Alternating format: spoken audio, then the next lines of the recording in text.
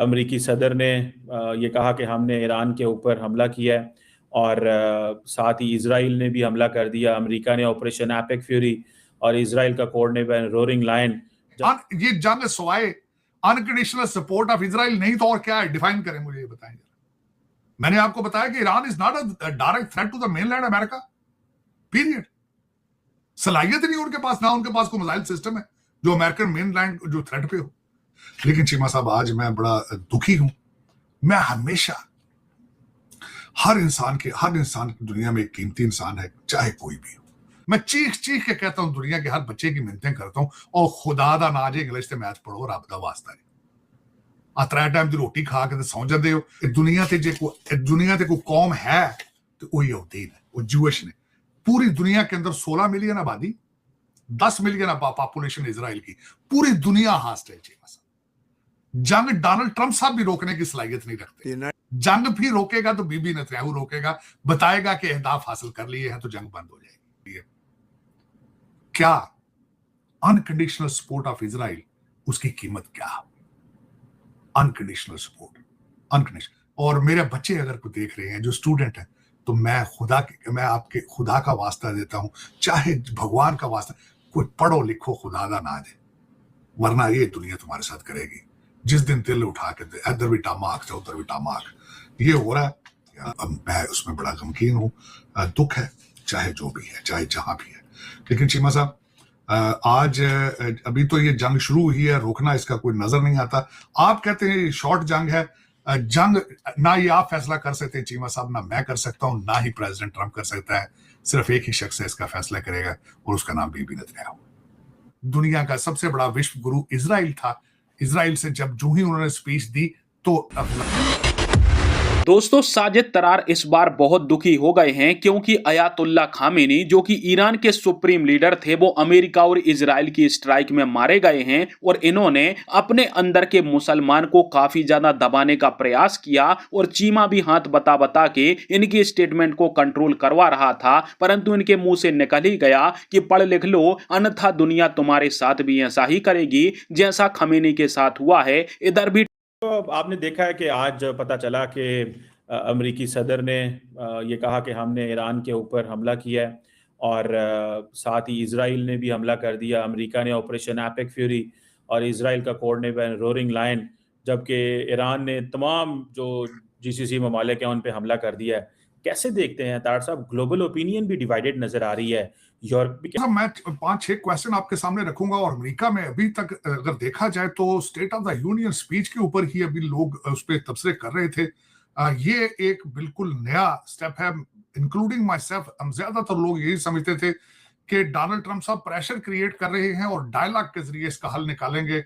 Geneva में जिस तरह मैंने आपको बताया था कि स्टीव विटकॉफ और जेरेड कुशनर वहां पे मुसलसल बैठे थे, और फिर बैठना था, और हम लोग बड़े ऑप्टिमिस्टिक थे कि दुनिया इस जंग को अफोर्ड नहीं कर पाएगी। आज मैं 5-6 क्वेश्चन आपके सामने रखता हूं, फिर उसके बाद बात करते हैं। क्या ये दुनिया की थर्ड वर्ल्ड वार है कि तीसरी आलमी जंग शुरू हो चुकी है? एक सबसे बड़ा ये क्वेश्चन ये है। दूसरा क्वेश्चन ये है कि इस जंग को कौन रुकवाएगा? कोई सलाहियत रखता है?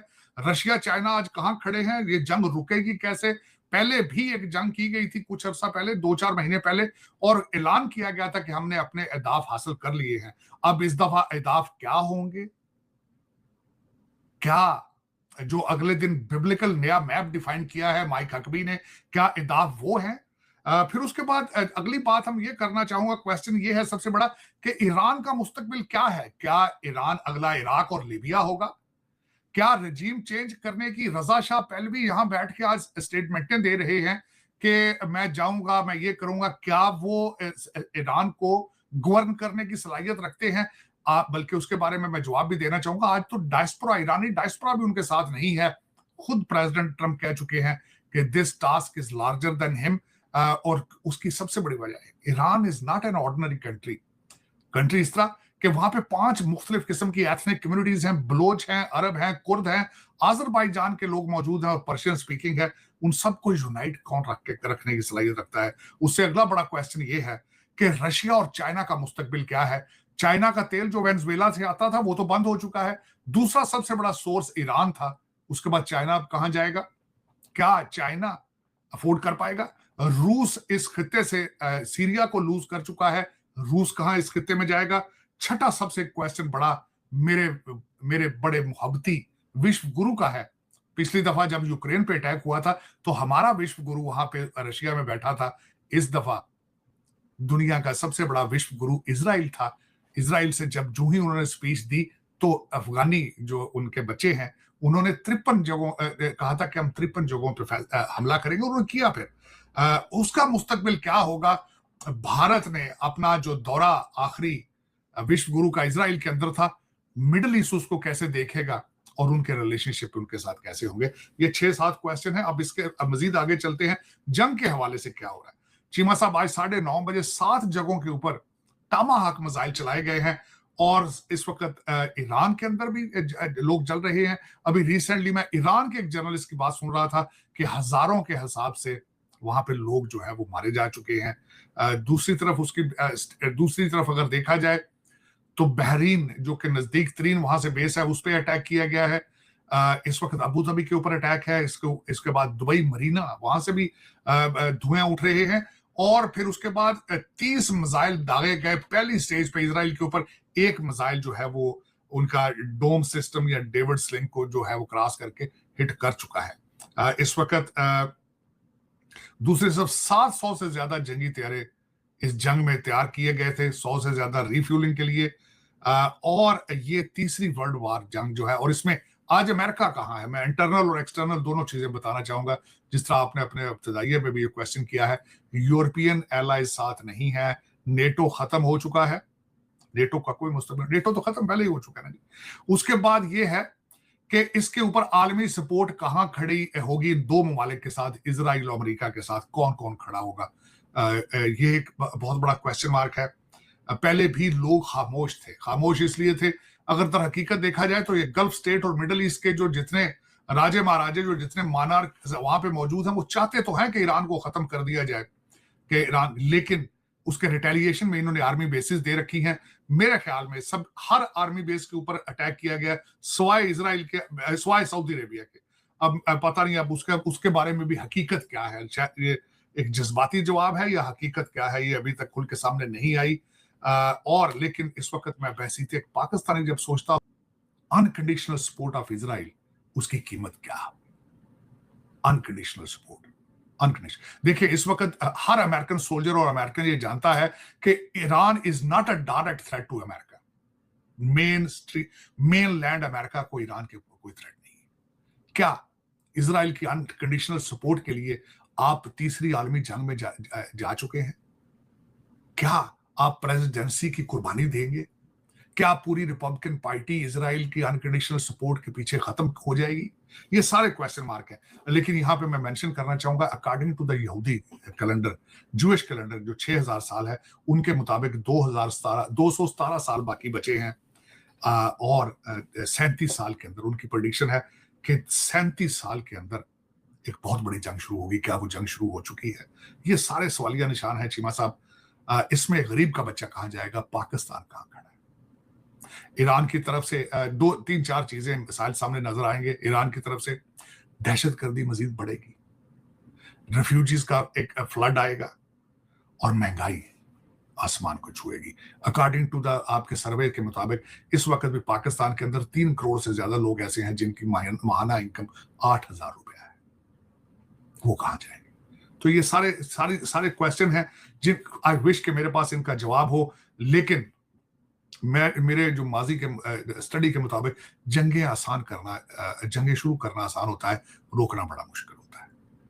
तो इस वक्त देखा जाए तो अब जो तजिया निगार हैं वो जो बातें ये कर रहे हैं कि ईरान भी सोया नहीं था, रशिया और चाइना खुल के सामने नहीं आ रहे, लेकिन दर हकीकत वो भी ईरान के पीछे खड़े हैं। Missile system, air defence system उन्होंने भी दिया है उनको, और ईरान को भी पता था कि दोबारा ये मौका आएगा। लेकिन इसमें सबसे ज्यादा कामयाब इस सारे सिनेरियो के अंदर सिर्फ एक शख्स कामयाब है। वो कौन है? उसका नाम बीबी नेतन्याहू। उसने बड़ी मेहनत के साथ, बड़ी कोशिशों के साथ, उसकी ख्वाहिश थी कि किसी तरीके से अमेरिका को लपेट के, उसको घेरे में ला के, ट्रैप करके उसको इस रीजन में लाया जाए और इजराइल की जंग अमेरिकन बच्चे लड़े। वो उसमें कामयाब है आज। वो खुशियां मना रहा होगा। लेकिन इसमें 2-4 चीजें जो इस पे अभी तक होंगी। डोनाल्ड ट्रंप साहब की क्रेडिबिलिटी, जो कि नोबेल पीस प्राइज के ख्वाहिशमंद थे, जो खुद ये कहते थे मेरी लेगेसी या मैं यूनाइट करूंगा, और उस क्रेडिबिलिटी का क्या बनेगा। अभी रिसेंट स्पीचेस में मुसलसल कहते रहे कि मैंने 35 मिलियन लोगों की जान बचाई है, तो वो उनकी क्रेडिबिलिटी को नुकसान पहुंचेगा। अमेरिका के अंदर रिपब्लिकन पार्टी को नुकसान पहुंचेगा। इन्फ्लेशन पूरी दुनिया को बुखार होगा, और उसमें मेरे ख्याल में this is what my prediction is. Cheema साहब, टारगेटेड अगर करना होता तो वो दूर से भी मिसाइल दागे जा सकते थे, लेकिन इस वक्त 700 से ज्यादा तैयारे वहां इकट्ठे किए गए हैं। अब वो जंग किस तरह बंद होगी, जिस दिन बीबी नेतन्याहू बताएगा क्या जंग बंद कर दें हमारे, we have achieve the targets. क्योंकि इस वक्त अगर देखा जाए जो पूरी दुनिया के लिए लम्हा फिक्रिया है चीमा साहब, वो क्या है, इसका क्रस्ट क्या है। जो क्रस्ट ये है कि चीमा साहब असां ते दुनिया ते फेरा ही पाया, ਅਸੀਂ दुनिया ते सिर्फ फेरा पाया है कि 3 टाइम की रोटी खा के डकार मार रहे हैं। दुनिया ते कोई कौम है तो वही यहूदीन है, वो जूश ने। पूरी दुनिया के अंदर 16 मिलियन आबादी, 10 मिलियन पॉपुलेशन इजराइल की, पूरी दुनिया हास्ट है। जंग डोनाल्ड ट्रंप साहब भी रोकने की सलाहियत नहीं रखते। जंग भी रोकेगा तो बीबी नेतन्याहू रोकेगा, बताएगा कि अहदाफ हासिल कर लिए हैं तो जंग बंद हो जाएगी। तो चीमा साहब, दर हकीकत यहां से सबसे बड़ा, मैं चीख के कहता हूं, दुनिया के हर बच्चे की मिन्नतें करता हूं, और खुदा दा ना जे इंग्लिश से मैथ पढ़ो, रब दा वास्ता नहीं। 3 टाइम की रोटी खा के सौ जाते हो, ते पीर मुर्शद तुसीं कहंदे हो शुभ, तो दूजा बाबा जेल जिहड़ा 75 साल दा जे, वो ते आप अगे जिन्नात ते बिलीव करदा। जिन्नात से ही सीख लो आर्टिफिशियल इंटेलिजेंस। जिन्नात कोई कहो यार सानू आर्टिफिशियल इंटेलिजेंस सिखा दे, यार सानू सिखा दे दुनिया के उत्ते साइंस की शै। चीमा साहब, ये जंग देखें ये जंग सवाए अनकंडीशनल सपोर्ट ऑफ इजराइल नहीं तो और क्या है, डिफाइन करें मुझे, ये बताएं। मैंने आपको बताया कि Iran is not a direct threat to the mainland America, period. सलाहियत नहीं उनके पास, ना उनके पास कोई मिसाइल सिस्टम है जो अमेरिकन मेनलैंड जो थ्रेट पे हो। तो अनपॉपुलर जंग होगी। और दूसरा, इन्फ्लेशन यहां पे चीमा साहब आसमान को छू रहा है। Average American is working 2 jobs to make ends meet. उसको जंग की जरूरत थी, है उसको। दूसरा सबसे बड़ी मैंने आपको बात बताई थी, अभी 350 बिलियन तो यूक्रेन को जो दिया है, वो तो अभी अमेरिकन बच्चे पे कर रहे हैं, टैक्स पेयर पे कर रहा है। वो कहते हैं हमें मिला ही नहीं है $350 बिलियन, हमें तो 100 बिलियन मिला। वो 250 बिलियन तो इनको पता ही नहीं गया किधर खा पी गए ये सारे। चीमा साहब, क्या या तो करप्शन रोके अपने कंट्री के अंदर, क्रेडिबिलिटी अपनी को देखें, क्या हालात है आपके। क्या आप एक जंग नहीं, अभी फॉल ऑफ काबुल के जख्म आपके हरे नहीं हुए अभी आपके। अब जिस तरीके से वहां रात के अंधेरे में आप बच्चों की डेड बॉडियां उठा के भागे हैं, उसके बाद ठीक है, हो सकता है मोरल बूस्ट करने के लिए ये पेंटागन को करने के लिए किया जाए। क्या आप वो अहदाफ अचीव करेंगे? क्या आप दोबारा दुनिया को डरा पाएंगे? न्यू वर्ल्ड ऑर्डर दे पाएंगे इस जंग के जरिए? आप जो आपके साथ एलाइज हैं गल्फ के अंदर, क्या आपको सपोर्ट हासिल है उनकी? देखिए चीमा साहब, पिछले जंगों के अंदर जब भी चाहे डेजर्ट स्टॉर्म जंग जो दूसरे, आप एक पूरा कोलिजन बनाते थे। आप काबुल में भी, अफगानिस्तान में भी जाते थे तो साथ एक बराए नाम को 50-50 फौजी हर कंट्री के ले जाते थे। आप को 25-25, 30-30 ले जाके आप पूरा नेटो का शो बना लेते थे आप वहां जाके। इसमें कहां खड़े हैं आप? तो बात तो ये है चीमा साहब कि किस तरीके से जस्टिफाई करेंगे आप? अब आपने 2 नई यूनाइटेड नेशंस बनाने की कोशिश कर ली आपने। वो 2 यूनाइटेड नेशंस ग्रुप क्या है? एक बोर्ड ऑफ पीस है और दूसरा हेक्सागन ऑफ अलायंसेस है। आपने दुनिया को बता दिया कि we don't need you, we don't need United Nations, we need our own group of people. और इसमें 14 है, उसमें 11 है। 197 कंट्रीज में से ये सिर्फ आपको ये लोग आपके साथ खड़े हैं। क्या would you able to lead the world? आप अपनी जो लीडरशिप रोल है उसको आप जस्टिफाई कर पाएंगे? और वो कंट्री भी कौन है? मैं गिनूं तो वो शर्म के अलावा कुछ भी नहीं, उनमें कोई स्ट्रॉन्ग कंट्री नहीं है। उसमें टूटे फूटे जो आपके यूएस एड पे फिरते हैं आगे पीछे एलाइज, जो आपके वो उस तरह के लोग हैं। अब हाँ, एक का है कि हर हेक्सागन अलायंसेस में मेरे विश्व गुरु हैं, सेंटर पीस है उसमें। वो उसमें ये बड़ी बात है। उनको चाहिए था $10 बिलियन दे के उन्होंने मेंबरशिप ली है उसकी, तो उसमें लीड करेंगे। जफे भी मारे हैं 10 बिलियन। मैंने अगले दिन ट्वीट किया था, दुनिया के सबसे बड़ा महंगा जफा जो है वो मेरे विश्व गुरु ने $10 बिलियन दे के तो फोटो आप कराया है। उन्हें शौक होता है कि लौंडे लपाड़े जो भारत के अंदर हैं वो भी, उनको भी गर्व रखा जा सके, तो उन्होंने किया है ड्रामा पूरा। लेकिन चीमा साहब, आज मैं बड़ा दुखी हूं। मैं हर इंसान दुनिया में एक कीमती इंसान है, चाहे कोई भी हो। तो आज फिर दुनिया में माओ के बच्चे मारने के लिए एक नई स्कीम इंट्रोड्यूस कराई गई है, नई जंग एक शुरू की गई है। अब मैं उसमें बड़ा गमगीन हूँ, दुख है, चाहे जो भी है, चाहे जहां भी है।